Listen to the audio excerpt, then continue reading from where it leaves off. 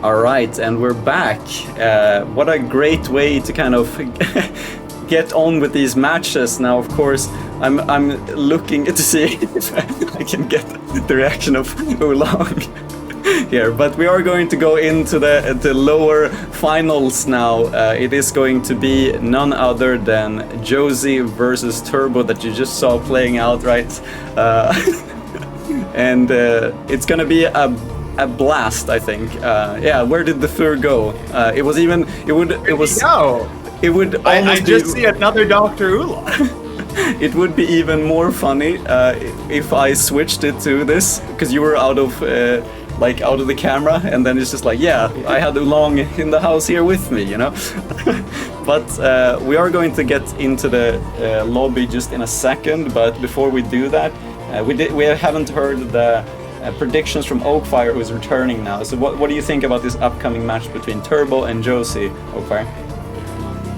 Well, I mean, I think everybody knows Turb0 is an underdog here, so yeah, I hope he can put up a good fight against Jjjosie. Yes. So we're getting into the lobby as we speak, and I'll just leave it to you guys to take it away. So we'll have the lower finals starting soon. Awesome. Defur got captured by Octo agents.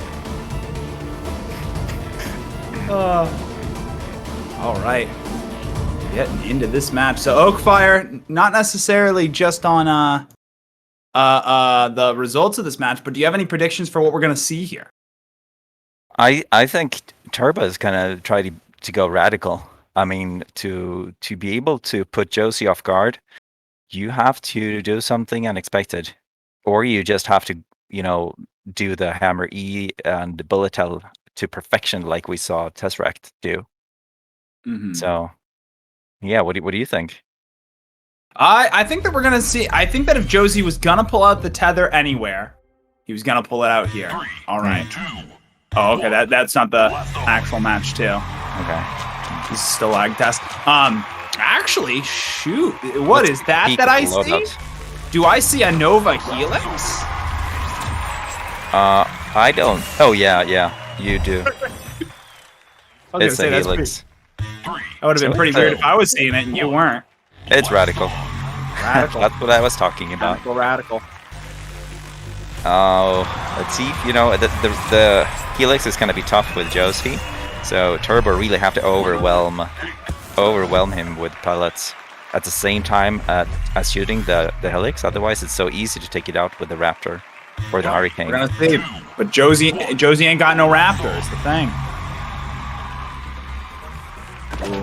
Ooh, all right. Gonna start off with a strong. Oh, we're gonna start out with 2 strong Viper hits.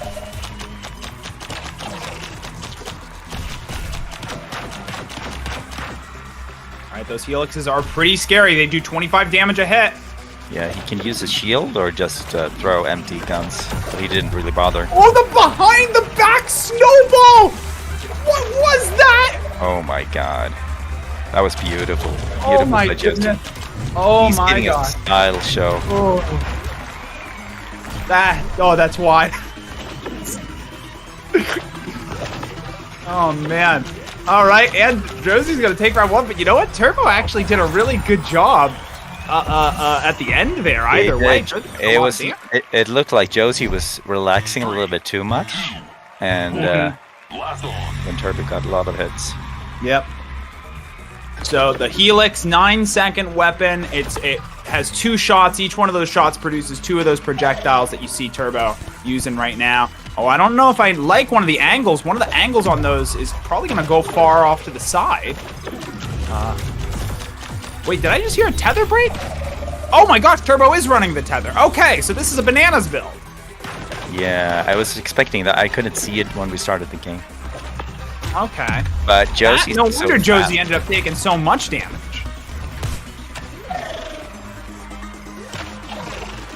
All right, using the weapon throws. So the weakness of that Helix is that those bullets don't have a lot of collision damage, meaning that even a weapon throw can take them out.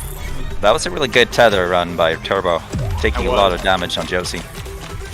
It's not easy. If he can keep doing that, he's got a good chance. Yeah, he just gotta stay out and if he of does, damage. if he stops taking those big old Viper bullets, ooh, and that's a big avalanche nade too. It's gonna push him back. Manages to duck out of both the Helix and the tethered Raptor. Turbo can still take this.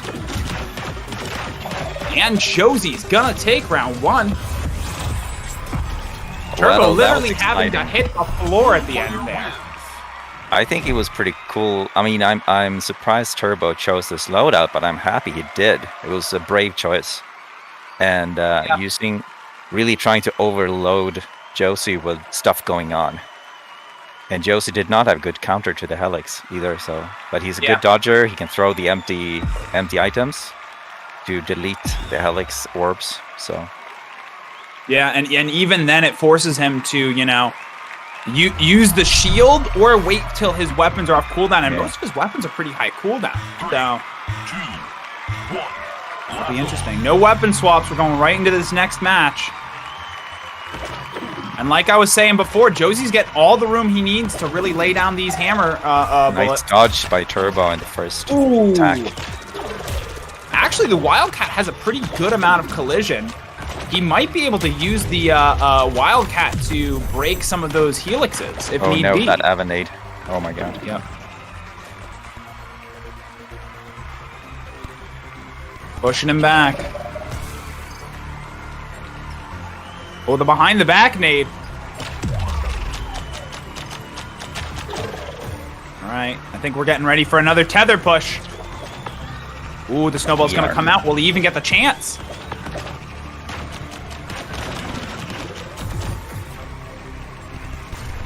Ooh, we're gonna see some the fancy plays, the mind games. Oh, uses the weapon throw to get out of that helix. So for most players, getting attacked by Turbo like this is, I mean, daunting. But Jjjosie is just amazing at. Jjjosie is pulling out the A tier, the S tier mind games here. Jjosie's gonna take round 1. There was that one point where he did the 360 turn and the camera was in like a perfect spot for it. That was beautiful. Yeah, shout out to Resolution Games for the spectator client. This is looking fantastic. Gonna start out with the tether. Jjosie's gonna push him back a bit with that avalanche cave.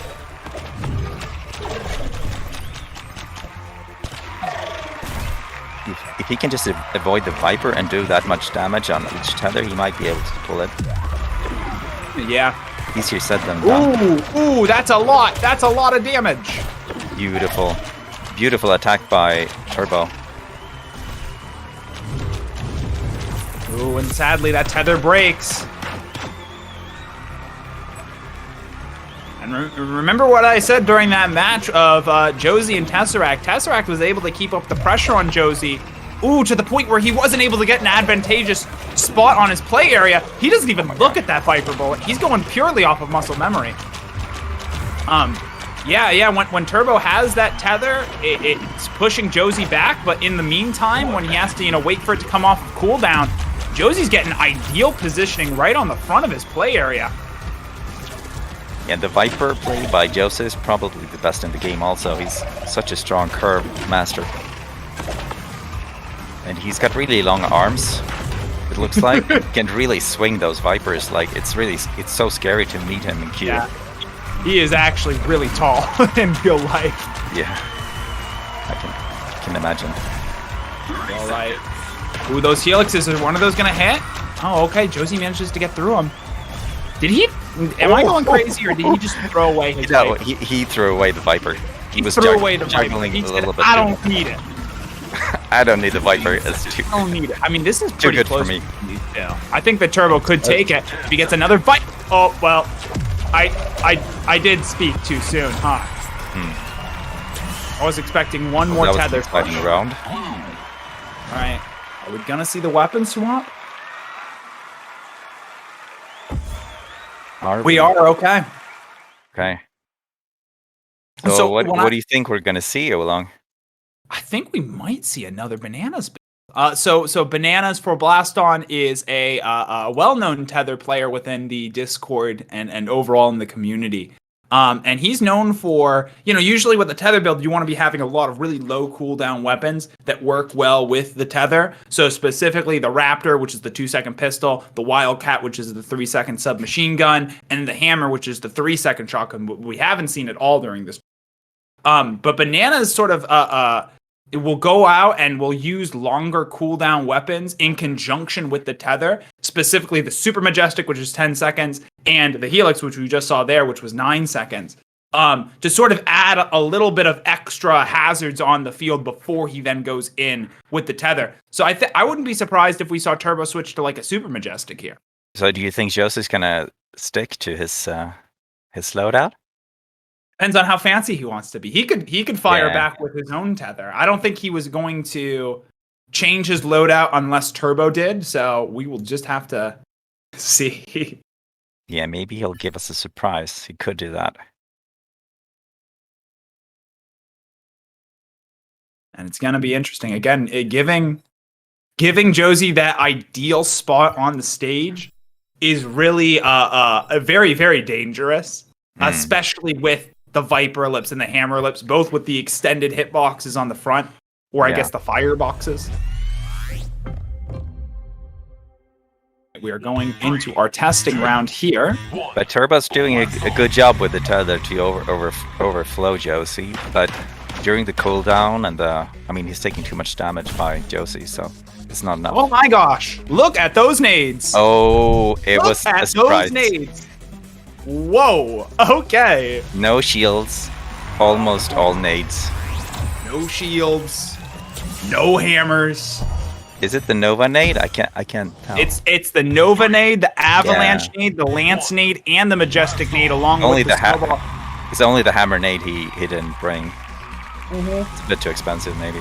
Yeah, which is understandable. It's expensive as far as nades go. So I actually have, as wild as it sounds, some experience with running an all-nade loadout like this. I used to run basically this exact same thing, except for I believe that I swapped out the Viper for a shield, but that was really it. I notice we don't have any shields right now. That's awesome. No shields in play at all? Yeah, no shields. A little bit of damage at the beginning there.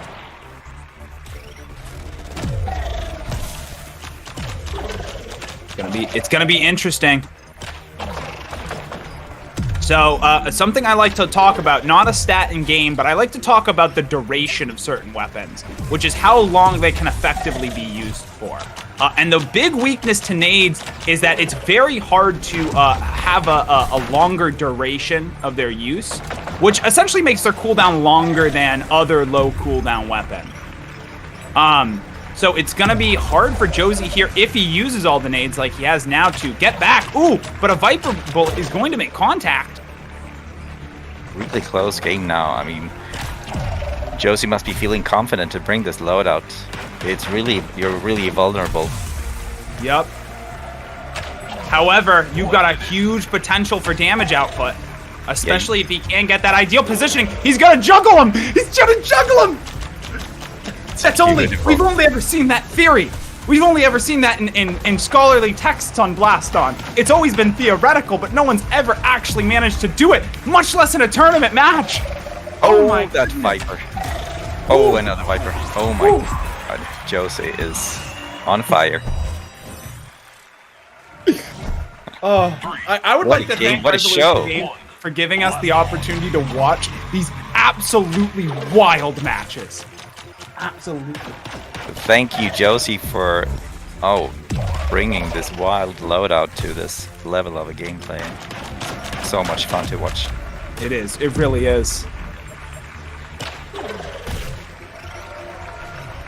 All right, the nades are coming out.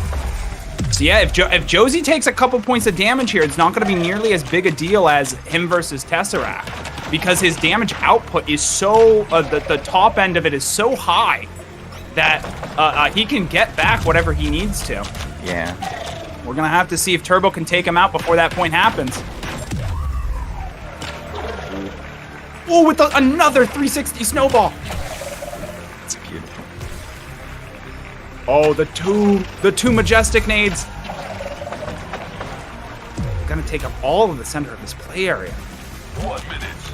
Yeah, so normally when you run a nade loadout like this, you want to combine it with the Viper. So he's probably waiting. He can see that the Viper or the snowball is spawning, so he can combine the explosion of the nade with a fast And weapon. the majestic coming from behind. That was such a nice toss. Oh, and Jjjosie is gonna take the win. GG's, y'all. GG. Oh, what a show! What a show indeed. Yeah, I'm so happy to be able to watch this game.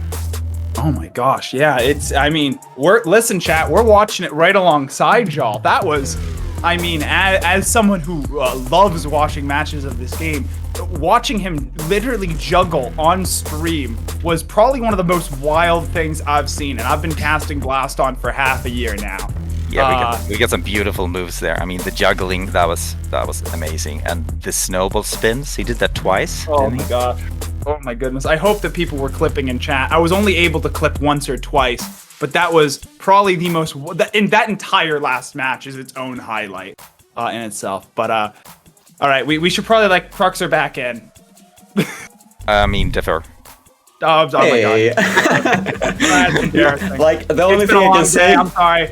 It's The a only bunch thing of, I can I'm say sorry, is- Dr. Oolong is what I really should have said. Yeah, I can't even fathom what's happening on the stream. Like, it's too crazy to seeing those juggles actually gave me goosebumps. That was hilarious. Like even for me, like when I see top level Blaston, I get surprised still in this game. Like we thought.